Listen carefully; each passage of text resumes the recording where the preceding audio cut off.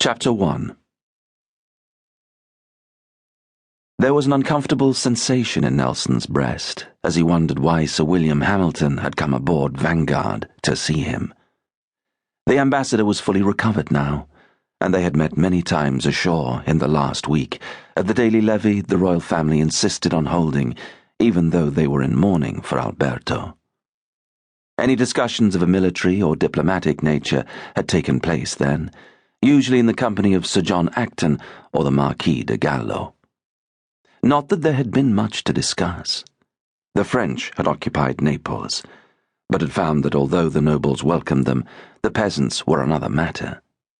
Rumour had it that no Frenchman dare walk the streets alone for fear of being murdered.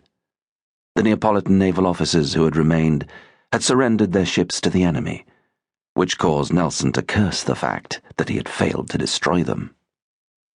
At least one officer, Commodore Mitchell, ex-Royal Navy and British in the Portuguese service, had taken it upon himself to attack the Neapolitan ships, forcing them in under the guns of the Naples forts.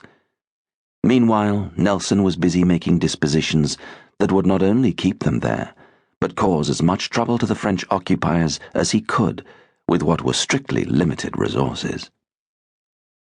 An uprising was underway in the countryside. Cardinal Fabrizio Ruffo, religious advisor to the king, had sailed to Sicily with the royal evacuation, only to return immediately to the mainland. He had sent word that he was traversing the hinterlands of Calabria, where he had huge holdings, raising a force, the army of the Holy Faith, under the banner of the cross, to fight the heathen invader. Religion was the mainspring of this enterprise, though no one in Palermo had much faith in what it could do. If a trained army could not beat the French, what chance would a rabble of barefoot peasants have, however much they loved their king and their God? "The villa I spoke of, Lord Nelson." "Yes," Nelson replied warily.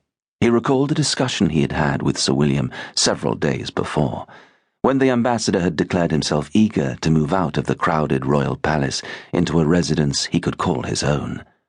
"The Villa Bastione," Sir William added. "You mentioned it, I recall," replied Nelson.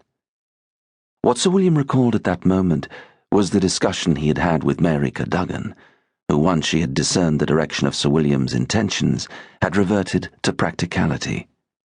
He had admitted that his admiration for Nelson as a man, and for what he had achieved, was unbounded. He also admitted to his jealousy at Emma's regard for the Admiral, and his cares for her future. Emma's mother had shown swiftly where her sentiments lay. She assured Sir William that he had a good few years left, but had enough sense to know what the future would be like without him and the protection of his income. She was willing to damn her daughter for fanciful notions, and for her outrageous extravagance in the article of clothes, hats, pets, jewellery, and the like, which, in her humble opinion, Sir William should have clapped a stopper on some time past. Mary Cadogan offered an astute opinion of Nelson's nature and his character. He might be God-fearing, but he was also impulsive. He was a man who could go from social shyness to dominating a gathering in a few seconds. As to his knowledge of her sex, however, why, I doubt he has an ounce of it. But he had passion nonetheless, and was at this moment a man with ants in his pants, lashed tight by his country squire upbringing, nothing but a mass of ardour bursting to get out. Sir William had listened until Mary Cadogan had reached the crux of her concern. It was all very well for Sir William to be saying that the time had come for him to surrender exclusive rights to his wife's bedchamber. That was as maybe, and up to him. But was this sailor just toying with Emma's affections? There was a wife back home, a shrew, she had heard, who is not the type to take kindly to liaisons. It had been odd for Sir William to hear himself insist that should Nelson succumb